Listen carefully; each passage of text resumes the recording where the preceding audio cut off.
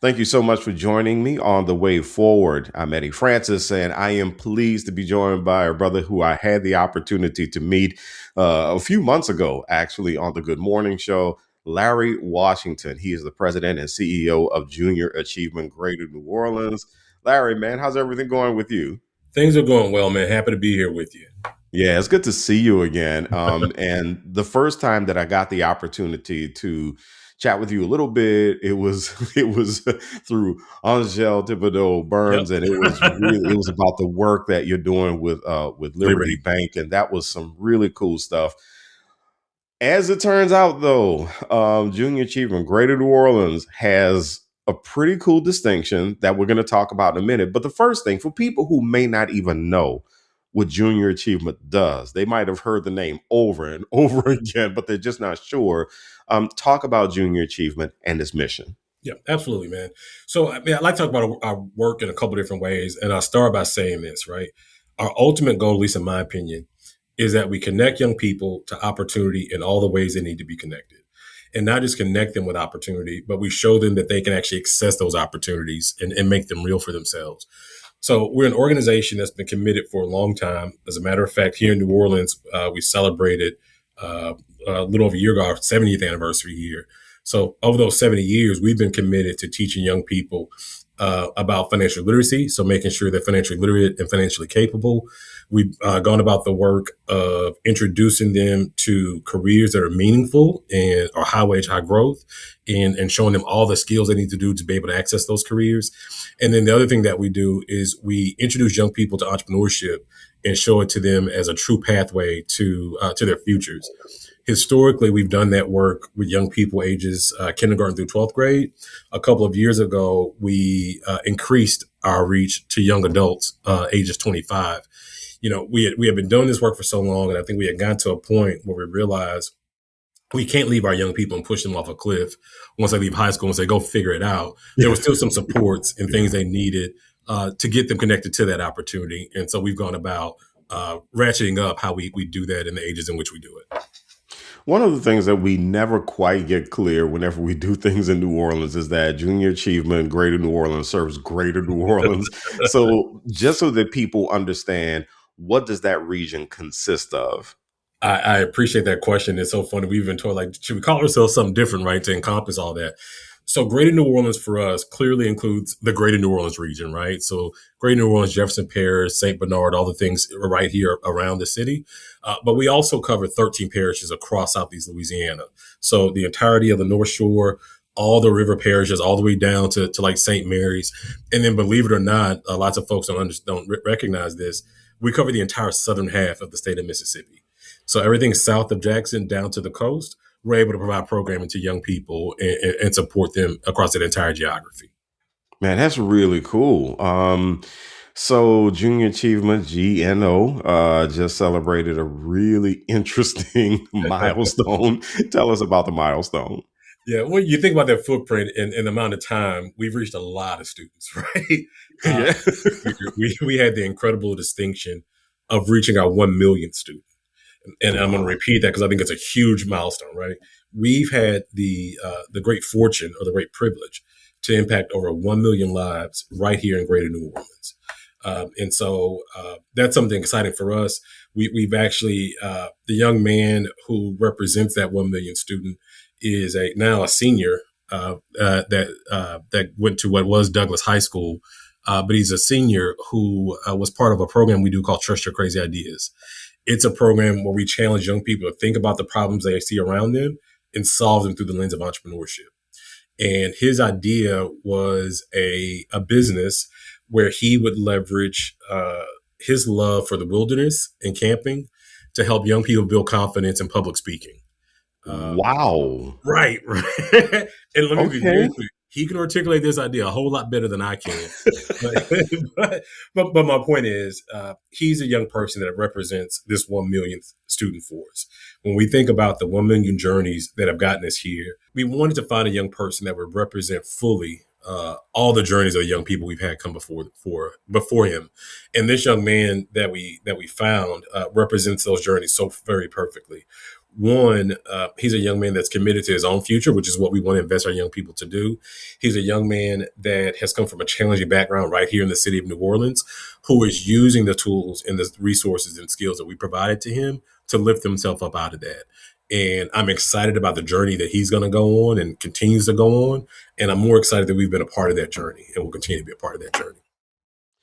I wanted to go back a little bit because in listening to his idea, um, I think you and I can agree that whenever you get young people, especially teenagers, when you get them thinking, Yep. especially when they think freely and they feel free to be innovative, and they're just going, this is a problem. This is how I want to solve it. Mhm.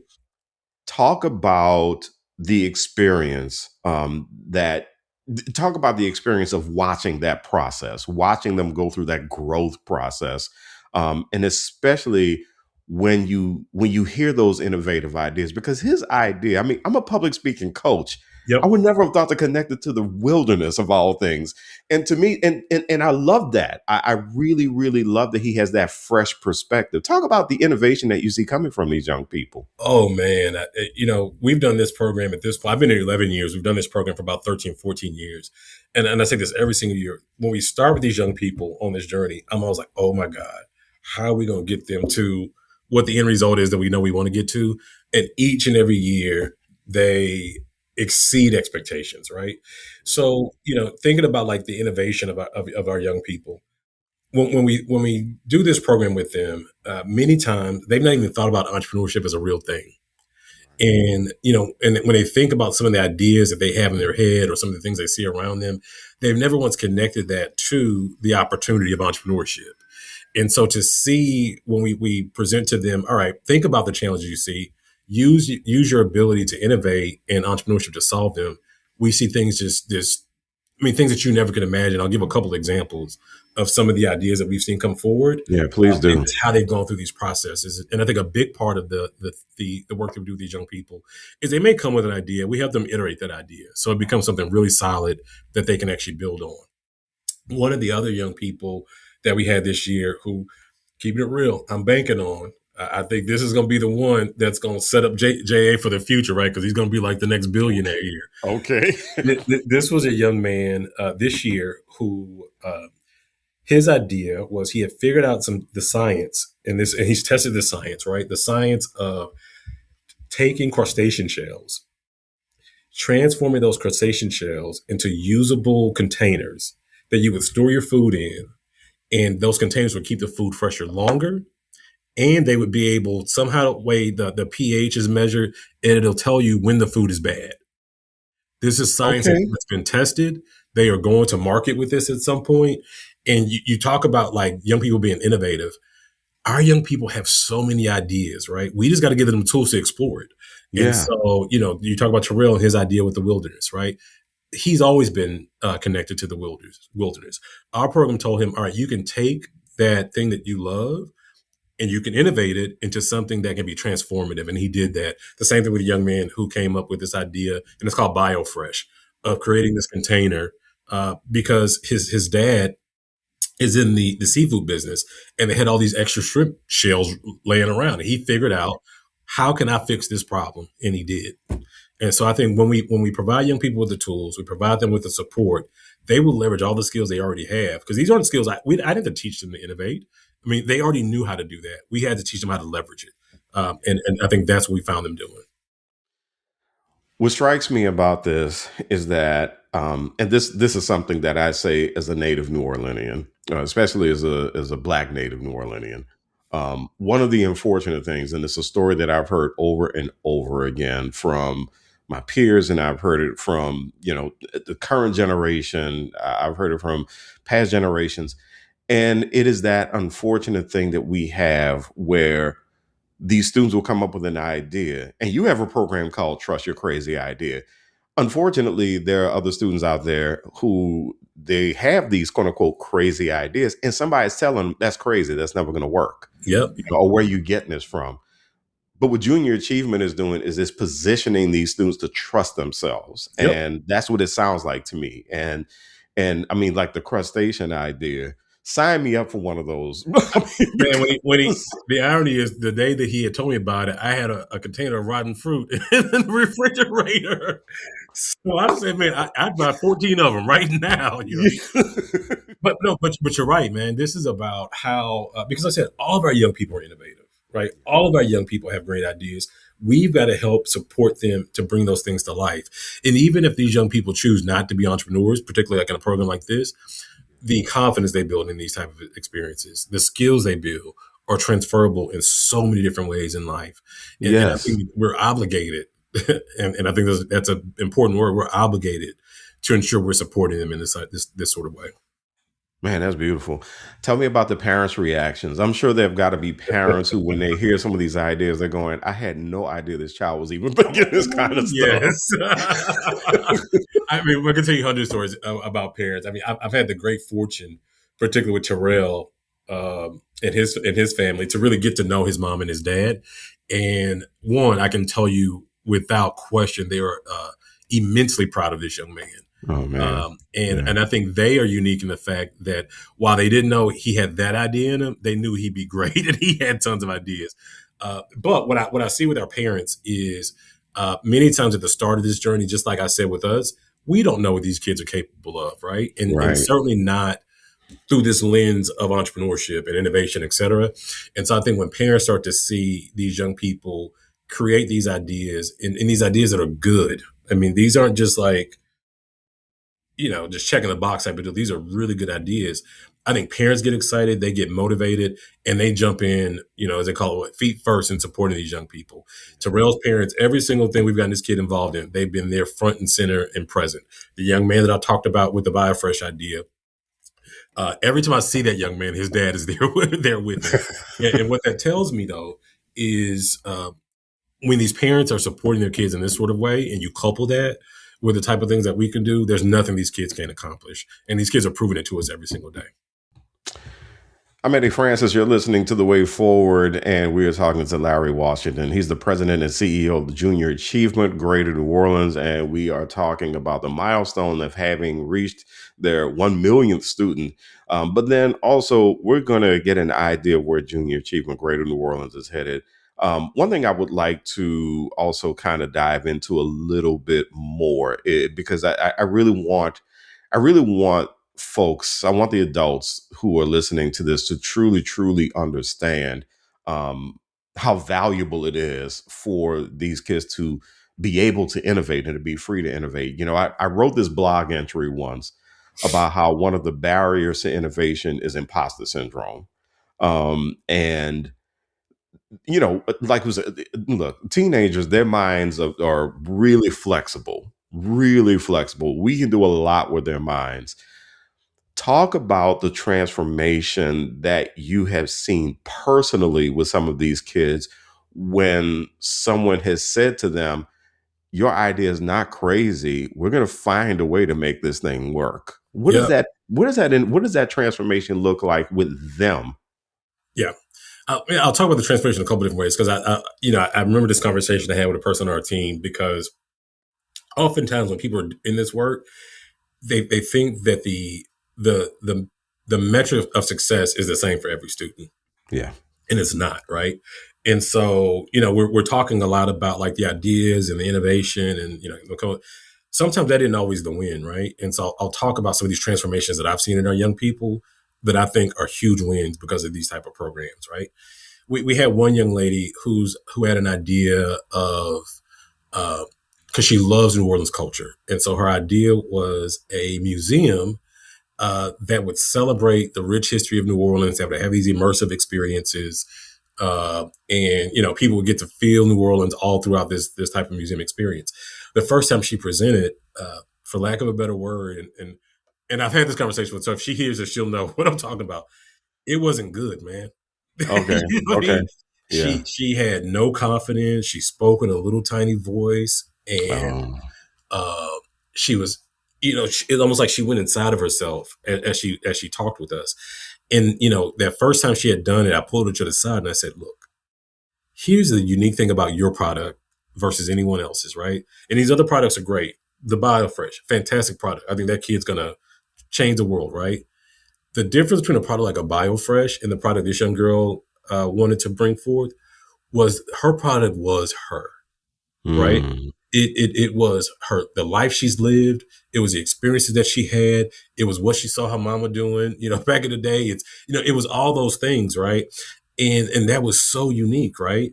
And so the win for her in this program was getting to a place where she felt comfortable representing and telling that story about her experiences in New Orleans and representing this culture in such a fantastic way. That success looks a lot different than what the success for this program looks like for another student, right? Mm-hmm. So I think that's one of the ways, right? I think some other ways that we see success, we had some young people who a couple years ago, and any ladies listening to this will probably say, yes, yes, indeed, right? I didn't realize for a long time, a lot of women's clothing don't have pockets. Okay, so I just found this out myself. All right, thank you, man. You just released me from. Yeah. So we had these two young girls who their idea were these pockets that you can install into women's clothing. It seems so silly and simple, right? But it was such a huge need, right? And they had honed this pitch. They actually won the pitch competition that year. And after they had left that pitch competition, they had someone come up to them and says, I want to invest in this business. On the spot, they got an investor into that business. And so these are the type of things that are transformative to our young people in these processes. And let's be very clear, Trust Your Crazy Ideas is only one of the programs we do. We do Yeah, so right, more. right. Mm-hmm. But it's just one of the programs where we're seeing such transformational things happening for our young people. Okay. Yeah. So whoever's investing in her business, they beat my wife to it because I'm telling you right now, my wife would have been so on. I literally had this conversation with her like last month, and she. Okay, I don't want to derail this interview. I get it. I get it. But this is the beauty of what these kids are doing. But it's really funny that this comes up because just last month, the conversation she had with me was, I'm going to buy more men's clothes because y'all have pockets. I was like, what? Look, and we never even thought about it, right? No. But again, that No. goes back to us empowering our young people to solve the problems they see around them, both great and small, through the lens of entrepreneurship. And they're doing it. What does this do for you personally, this experience? Yeah. What it does for me personally, I don't take this lightly, right? I'm celebrating 20 years in this work. And I tell people all the time, I have the privilege of every day getting up and doing a job that I love. And not just a job that I love, but a job that I get to see the impact of every single day, right? Not many people have that great fortune. You know what I mean? We tell this story about the 1 million lives, right? I've seen a lot of those lives impacted. I've talked to a lot of these kids who have been changed because of this program. I have adults who come to me and say, hey, I remember junior achievement. It's the reason why, you know what I mean? X, Y, and Z. When I first moved here, because I'm not from New Orleans, I moved here about 11 years ago for this role. Mm-hmm. I've been living here maybe 3 weeks. And I met a friend at a bar for a drink. And we were sitting at the bar. And as most people, you start talking about work. And he and I are talking about junior achievement some sort of way. And there's a lady a couple seats down who says to me, she goes, I'm not eavesdropping, but I think I heard you say junior achievement, right? I said, yeah. She goes, I just got to tell you, my dad just retired and he credits junior achievement for the success in his career, right? Wow. And that's not I started making up. That was a legit thing that happened to me sitting at a bar here in New Orleans on Magazine Street. And, when you say, like, how does this work impact me? That's how. Like, I get to talk to people whose lives we've changed.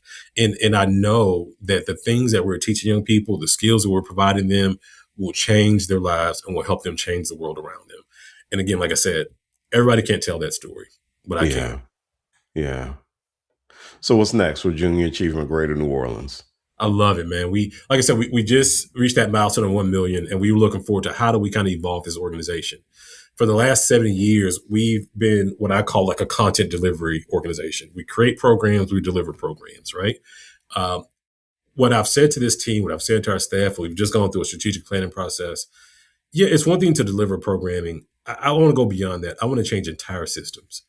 If we're going to say we're going to change the outcomes for our young people, if we're going to ensure economic mobility for our young people in this region, we've got to change entire systems. And so as I think about the work of this organization moving forward, that's where it's going to lie. How do we get all the players at the table who say, we believe in these young people, we believe in ensuring that they end up better off than the generation before them, we believe in ensuring that they have high wage, high growth career opportunities, we believe that they are like I said, making more, living better than the generations before them. We need a lot of players at the table. And so over the next couple of years, we're going to go about the business of bringing all those players to the table and saying that the promises that we commit to young people can't just happen on the backs of junior achievement. There are lots of folks who have to participate in that. And we want to be the common thread pulling that together. And so the commitment that I'm making to this region is that we will continue to invest in young people as we move forward. But we're going to need their help. And we're going to need their help in all the different corners to make this true. And we have some great partners at the table who are helping us with that. I think about the Youth Force NOLAs who are knee deep in this work with us. I think about the Greater New Orleans Foundations and the New Orleans Career Center and so many others who are knee deep in this work. But we need so many other people to show up and help us push these young people forward. And again, we want to be that common thread making that happen. We are doubling down in investing in high school students, getting them directly connected to work, because it's one thing to say we're going to introduce young people to the skills, and there's one thing for say I'm going to tell little Eddie about what it means to be a welder or whatever it may be, but can I actually get him connected to that work? We're going to go about the business of doing that. So that means getting young people certified and credentialed. That means creating talent marketplaces where our employers can tap in and say, all right, I need to fill these needs. Let me tap in there to fill it. Because as I've talked to all of our partners in business and industry, there's some common things that are happening. There are severe workforce challenges. There's a severe shortage of skilled folks who can take on some of these opportunities. And that's because of a couple of things. But one of them is exposure. They don't know these opportunities exist. And two, they're not skilled for them. We want to solve both of those problems. And so as I think about the evolution of this organization, we are doing that, again, ecosystems work. We're doing the direct connectivity work to actually get young people connected to work or to the opportunities they need to have access to, and not just telling them about them. We're connecting them with them. One thing I'm really hearing here is that right now it seems as if job one for you is to be a consensus builder in the region, one of the consensus builders, to really bring sectors together Yes. For young people. Am I reading that right? Am I listening? Am I hearing that correctly? You are hearing that exactly right, and I was careful with how I wanted to say that because I think there are lots of people that play in this space, but that's exactly what we want to do. Yeah. I think there's a lack of cohesion Yeah. in getting to these shared outcomes for our young people, and there needs to be a player that's pulling the pieces together. We want to be Yeah. that player, and we want to sit alongside the players who are doing the work. Because Yeah. again, we know that these things, these really lofty promises that we promise our young people, cannot be accomplished just on our own. As I said before, lots of folks have to come to the table. We want to help build a table for those folks come and sit at. Bold prediction. If you had to say what Junior Achievement Greater New Orleans is going to look like, say 5 years from now, what is Larry Washington's big dream for how the organization looks, how young people look? Do they contribute to a brain gain in the region? What's your bold prediction? Oh man, it's such an interesting question, right? And I always say, I like to ask questions in two ways. One, when I think long term, Mm-hmm. my bold vision is I'm not needed. You know Mm. what I mean? That we've sold, Mm. and that you don't even need junior treatment anymore to do these things because it's so ingrained to what we do naturally, right? The reason why we exist is because these things are not happening naturally. So long term, my hope is that I'm out of a job. The organization doesn't need to exist anymore because we figured out how to make these things right for our young people. And it's not something that happens on the fringes. Because right now, with it happening with the organization means it's happening on the fringes, right? I want these things to be just commonplace for every single young person. So that's long-term vision, right? If I think about the next 5 years, like I said, the space in which I want to really invest our time and resources is directly not just exposing young people, because we've done the exposure work and we'll continue to do that exposure work. But if we've been able to move the needle on directly connect our young people to whatever the options they want to be connected to, whether that's career, whether that's entrepreneurship, like being successful entrepreneurs. If we're able to move the needle on those things, then I would say we've been successful. If I'm able to say, and the data tells me 5 years from now, that the young people who graduated this year from high school are in positions and they're earning 25% more than the folks who graduated before them, then I would say we've been successful. Because again, our mission right now is how do we change the lives of those young people in the most immediate ways uh, for their futures and beyond. And that's going to be connected directly to the lives they're able to live, which unfortunately or fortunately, if you look at it for us, is directly connected to work, their earnings, and how that's going to dictate their lifestyle. So uh, that may be a little bit convoluted, but again, my vision in the next 5 years is that we're connecting young people with opportunity. They're earning more than they would have before, and we're starting to transition this region economically in ways that it had not seen before. And that's a long term commitment. I get it, but in the next 5 years, I think we can see progress on all those things. Larry Washington is the president and CEO of Junior Achievement Greater New Orleans. Larry, thank you so much for joining me on the way forward. Absolutely, I appreciate being here, man.